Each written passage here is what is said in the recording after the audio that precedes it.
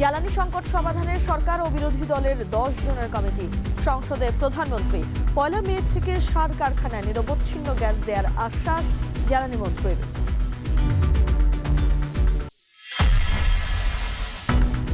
যান্ত্রিক ত্রুটিতে গেল রাত থেকে উৎপাদন বন্ধ বড়পুকুরিয়ায়। পানি সংকটে বন্ধ হয়ে গেছে কাপ্তাই বিদ্যুৎ কেন্দ্রের 4টি ইউনিট।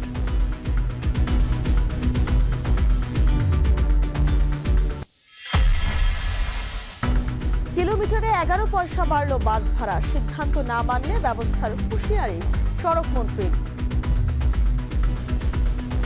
এই সিদ্ধান্তের ব্যত্যয় যদি বাস মালিকরা করতে চেষ্টা করে, ডেফিনেটলি বাস মালিকদের বিরুদ্ধে শক্ত অবস্থান এবং শক্ত ব্যবস্থা নেওয়া হবে।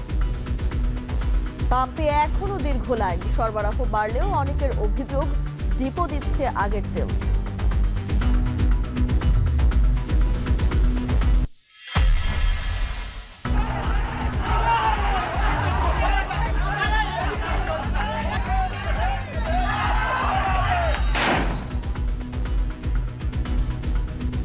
চট্টগ্রামের ঘটনার জেরে পাবনার ঈশ্বরদী কলেজে ছাত্র শিবির ছাত্রদলের ধাওয়া পাল্টা ধাওয়ায় আহত 5।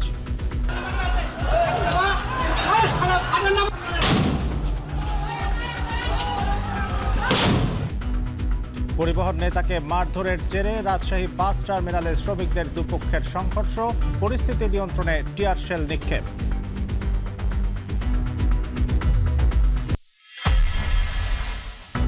সংরক্ষিত নারী আসনে বিএনপির 36 প্রার্থীর মনোনয়ন বৈধ। বাতিল হল এনসিপির মনিরা শারমিনের প্রার্থীরা। আপিলের ঘোষণা।